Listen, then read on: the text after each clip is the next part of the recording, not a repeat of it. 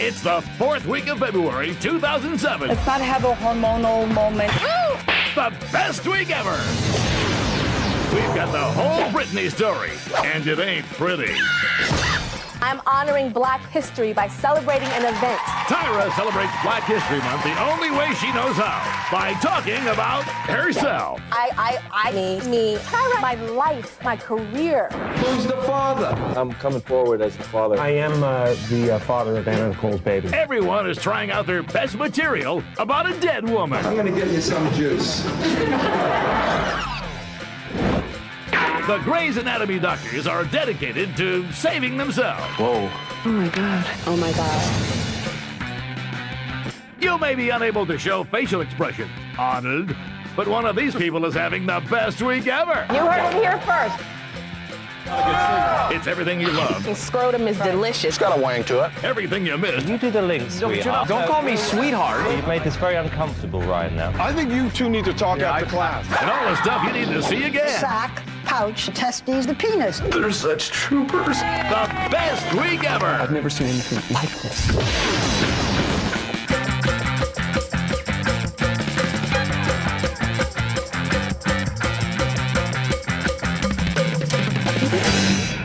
Been all week apologizing? Here's what you missed, JetBlue. Let's start with the most public celebrity breakdown in a decade. While checking in and out of rehab, shaving her head, wearing a wacky wig, and attacking the paparazzi, Britney Spears may have had the busiest and craziest week of her life. This past week, we've seen the most public unraveling of a celebrity ever, and all you can do is just sit back and watch. So late last week, Britney Spears realized she needed help, so she checked into rehab. Great. But then she checked out 24 hours later. Not so good. But on Tuesday, she checked back into rehab. Yay! But then she checked out another 24 hours later. Aww. But on Thursday, for the 3rd time, Britney Spears checked into rehab, where she still is, right? For now, still is in rehab for now. Still there. Fingers crossed.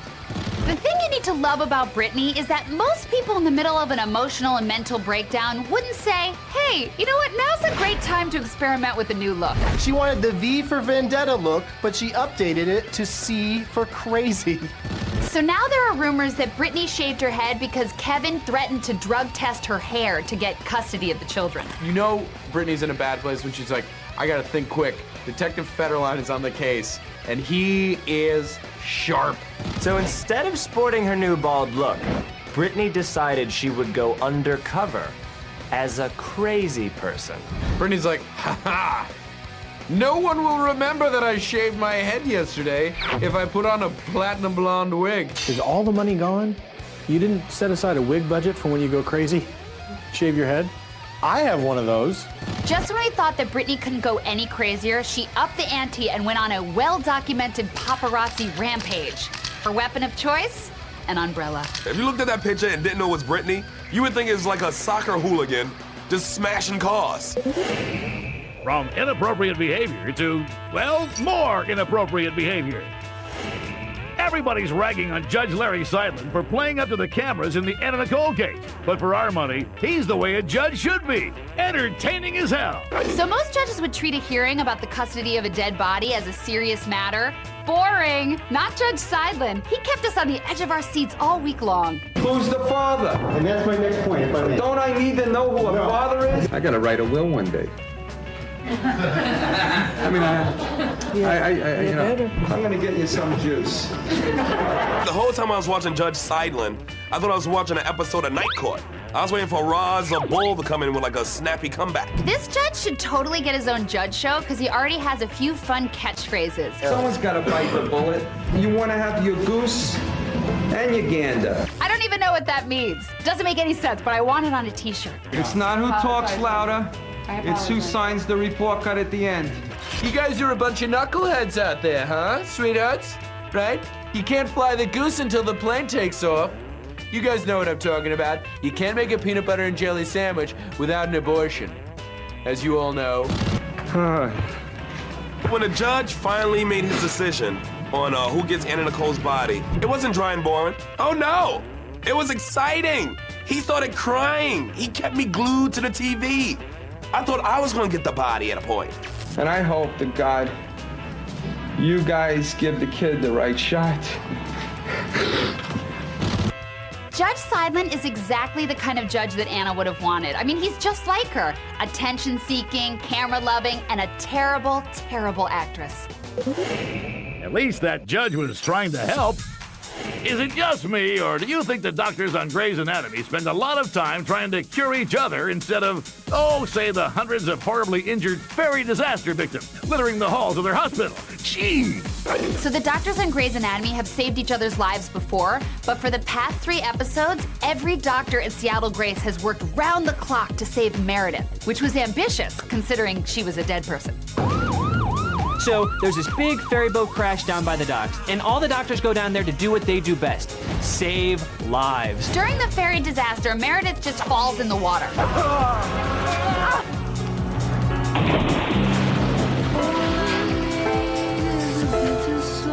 And she just lets herself sink to the bottom. I mean, she's annoying and helpless even when she's drowning. I thought white people could swim. See? It's a stereotype. And we learned this during Black History Month. All white people can't swim. And then McDreamy's around helping everybody, Right. and then he realizes that Meredith is gone, so what does he do? He stopped helping people. Yeah. He's like, hold your heart. Yes. Keep doing this. Yeah, Keep yeah. doing this. I'll be right back. My girlfriend missing. Yeah, I got to go get my woman. So McDreamy rushes Meredith to an ambulance and probably kicks out another patient, to get her there as fast as possible. Because, let's face it, that other patient probably wasn't very good looking. When they take Meredith back to the hospital, one by one, all the other doctors are getting pages about Meredith and leaving their patients literally on the table to go help Meredith. Dr. Stevens, it's your pager. That's okay, it can wait. I think you want to take this page. You gotta take this page. No, you gotta take it. She's like, I'm holding somebody's liver. Oh, okay, you're right. Come on, let's go, people. All the doctors are rallying around Meredith. How's her temp? Give me a new warm blanket. The temp's still only at 80 degrees. What happened to the 100 people dying over at the ferry? Doctor, we just had that ferry come in with hundreds and hundreds of people who were dying and falling apart. Yeah. But like, all my friends are over here. We're just going through some right now. Of course, after being dead for the past 2 episodes, Meredith woke up this week, and she was totally fine. Hey. She's like, oh, hey, what's up, guys? Oh my God, I was just like dead for 2 episodes. It was totally weird. Well, what's the gossip? Who's sleeping with who? What'd I miss? You know who's more important than those doctors? Tyra Banks. Just ask her. February is Black History Month, and Tyra Banks is honoring her legacy with a look back at milestones in African-American culture. Like her Sports Illustrated swimsuit issue? Tyra celebrated Tyra History Month by remembering her groundbreaking Tyra appearance on the Tyra cover of Tyra. And in honor of Black History Month, I decided to recreate the Sports Illustrated cover that I shot 10 years ago. It was a momentous day for Black Americans. I wept. I actually had my whole family with me. Yeah. It's 4 generations of Black women, just holding hands in bikinis. It's like, we've got to do something for Black History Month, guys. I guess we could educate people about civil rights or talk about slavery, or we could go to the Bahamas and recreate my photo shoot. Tyra claims that her Sports Illustrated swimsuit issue cover was a milestone for Black women in general. This was such a milestone in my career and for, I think, Black women in general. But is it really a milestone to be nearly naked on the cover of a magazine filled with pictures of other nearly naked women? Or is it just giving teenage boys something different to? I was just talking to someone here today, a Caucasian gentleman, and he told me that when that Sports Illustrated cover came out, it made him feel okay to be attracted to Black women. I just want you to know that totally into black chicks now. She's like, oh my God, I've really saved a life. Yeah, turn around, I wanna see that ass, I wanna see that black ass. Even when Tyra was trying to help out an up-and-coming African-American model, she made sure that it was still kind of all about her. I am so thrilled that I have paved the way for other Black models like my next guest. That's the best kind of favor. Like, don't forget I'm doing this for you. I gave you my number back in the day, and you'd say, Tyra, I need advice. I'd call you back, and you didn't call me back. You call me. She could be with Maya Angelou and be like, Dr. Angelou, you have written over 31 books. Did you see the episode of Tyra where I play guitar? Before Tyra came along, black women used to have to do bikini photo shoots in the back of the bus. She took it from the back of the bus to the beach, y'all. This weekend is the Oscars, and we know what that means. Joan Rivers on the red carpet. Damn it, damn it, damn it. Holy crap. I can't read one line on the TV monitor. But it's been a long year, baby, and Joan's a little rusty. I am so screwed. That's where I come in. You better work, bitch. Yes, one more time, one more time. Who are you wearing? Nice, you got Dakota Fanning. Bring it back. Okay, look, knock it off. What are we on, a date? Come on, champ. You ready, champ? You can do it, champ. You ready? I'm We got ready, more. Charlie. Bam! Who's that? Jennifer Hudson. Jennifer Hudson. Oh, you were so fabulous in Dreamgirls. You were the fat one, right? Bam! Eddie Murphy. Oh, you got it. What were you asking? Eddie, now that you're nominated, do you think Hollywood will take you a lot more seriously? Me neither. Bam! Oh, Katie. Do you miss acting now that you're a stay-at-home hostage? Bow. Isaiah, you are so handsome. And who will you be choking tonight? Spit out. Penelope, never mind me. Can you understand yourself when you talk? Bow. Forrest, I didn't get to see you play that mean singer Edie Gourmet, but I loved you in Different Strokes. Wow. What are you talking about, Willis? Okay, now just shoot it right back to your daughter. You got it. Back to you, Marissa. Marissa? Your daughter's name Melissa. Whatever. What kind of mother are you? I've got the money. Coming up, Cameron Diaz found a way to get invited to the Oscars. And you may have headbutted 40 watermelons. Butthead, but one of these people is having the best week ever. You're watching Best Week Ever. Who am I wearing? It's the Sizzler! Celebrity gossip hotter than Ghost Rider's flaming skull. Sizzler, who are you wearing? You look like a slut. Baseball outing. This week, New York Yankee Alex Rodriguez finally told the truth about his relationship with Derek Jeter. Seems the former besties haven't been close for years. A-Rod said, you go from sleeping over at somebody's house 5 days a week, and now you don't sleep over. Oh, no more sleepovers? Who's Jeter gonna play light as a feather, stiff as a board with now? Gary Sheffield? Family Matters. Recently, Eminem's ex, Kim Mathers, let us in on a few secrets about Slim Shady, saying, quote, He's not very well endowed, and if you're going to have sex with Marshall, make sure you have a little blue pill, because otherwise it does not work. That is so sweet. When those two inevitably marry again, can those be the vows? Diaz-ling. According to People Magazine's website, Cameron Diaz was spotted getting cozy with Blood Diamond Oscar nominee Djimon Honsou in L.A., where they were, quote, vibing each other. We're not positive what that means, but we sure hope Justin notices. Well, you know what they say. Once you go black, you call up Justin Timberlake in the middle of the night and tell him all about it. Well, there's something about Djimon Honsou. He was in Amistad. Well, that's the Sizzler. I'm the father of Anna Nicole's baby. That's never gonna get old. That was the Sizzler. For more sizzling news, go to bestweekever.tv.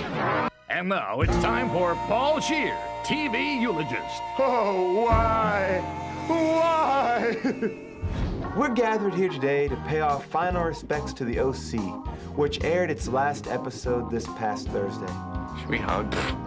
Come on, it's crazy. When I first met the OC many 3 years ago, I loved the OC. And I could tell the feeling was mutual. We go home watching VH1. I think Best Week Ever is on. Back then, the OC was young, fresh-faced, and it seemed like the future was infinite. It could do no wrong. Welcome to the OC, bitch.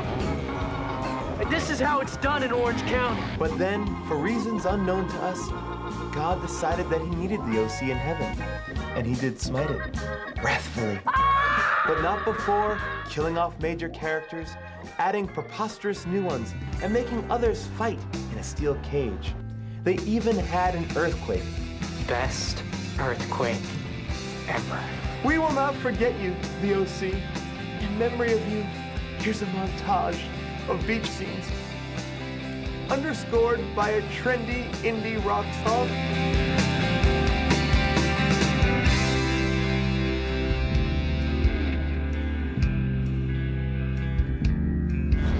was Paul Scheer, TV Eulogist. When we return, where's Rosie when you need her? The scrotum.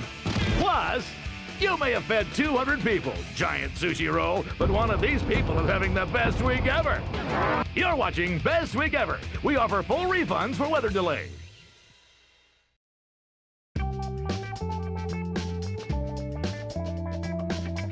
While you were still having the hiccups, hiccup girl, we were finding the week's best moments, in case you missed it.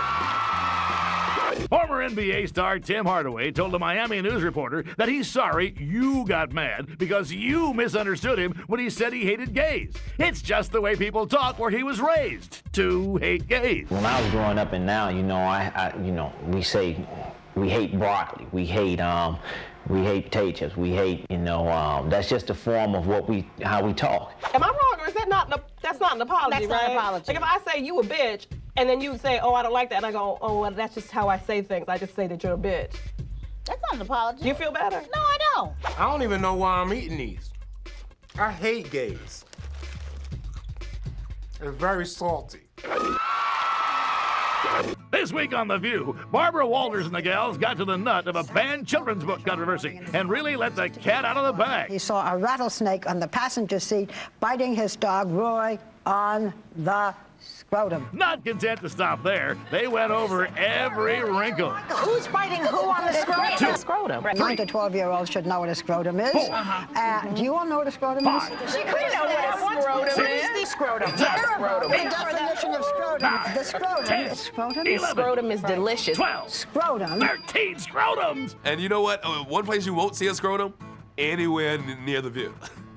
Not one. When this magazine editor took part in the Today Show challenge to do without his cell phone, BlackBerry, and email, at hour 40, he became completely disconnected. I don't want to go away for 2 days and have her not able to reach me. Give me back my cell phone. Do you think this guy, before there was like laptop, cell phones, pagers, that he was just constantly crying? Like for the first 38 years of his life, he was like, what is this, a cell phone? Mike of the Mike and Juliet Show doesn't know the difference between things like advertisements and genuine interest. Can I just show you this real quickly? We're getting some media buzz here on this show, which is always good. This may be the hippest newspaper in America. It's called the LA Weekly. And check out the full page ad for this show. No, wait a second. Someone should let poor Mike and Juliet know that it isn't buzz if you pay for it. Okay, they're in the media. They should know that. No, that kind of media buzz, it happens a lot out here. Like, there's been a lot of buzz on me lately. To catch a Predator host, Chris Henson knocks one into the corner pocket when he zings this pervert who, after emailing photos of his genitals, claims he's only there to play pool. What kind of pool game would you use this for? I wouldn't use that for a pool game. Why would you send it to someone who said they were a 13-year-old boy? I send it to everybody. So it's like your calling card, you send a picture of your genitals to everyone you meet? Yeah, frequently. If you're gonna have fun with Chris Hansen, you gotta go ahead and commit and just have fun with it. This guy was like, yeah, I had to send him out. Like, that's his Christmas card. It's like this. Hey, Nana, Merry Christmas. After this, a Best Week Ever that's high and tight. You're watching Best Week Ever. Gung hey fat joy, y'all.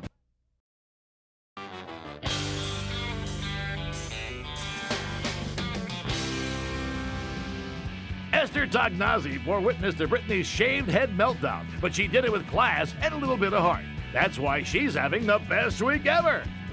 So Esther Tognozzi is having the best week ever, and she didn't even do anything. Her salon is getting all this publicity, and she just stood by while Britney grabbed the clippers and shaved her own head. When Britney Spears comes to town and wants to look pretty, she goes to one place, the world-famous Esther's haircutting studio in Tarzana. She sat in my chair and she said, I want my hair shaved off. I said, well, I'm not doing it. Esther is actually a genuinely good human being. Britney walks in being like, I want to shave it off. And Esther's like, honey, maybe you should stop and rethink this. I said, you know, maybe you're having a hormonal moment or you know, something, and maybe tomorrow you'll feel differently about it. Let's talk about this. Everybody else in her life just seems to be like, I don't know, drive with a kid in your lap. Who cares? Esther's like, hey, maybe you're having a hormonal moment. You know what you do? Go lay in your $1 trillion home and come back tomorrow and think about this, you know? Don't be so impulsive, you crazy two-baby chick. Esther may be sweet. She ain't no fool. She's also selling Britney's hair at the cleverly titled Buy Britney's Hair. The asking price? A really reasonable $1 million. Well, you know what? $1 million is a lot of money, but at least it's good hair. How much of it is extensions compared to real hair? You know what? It's so hard to tell. I think her real hair is only, where is it? Now, in case you think that's a ripoff, you don't just get the hair. You get the extensions, the clippers she used, her empty Red Bull can, and the blue Bic lighter she left behind. I would not spend $1 million on Britney's hair, but I do need a lighter. I want to buy this Britney Spears hair just so that, like, in the future, I can tell my grandchildren that this was Britney Spears' hair. She cut it off 10 years before she became president.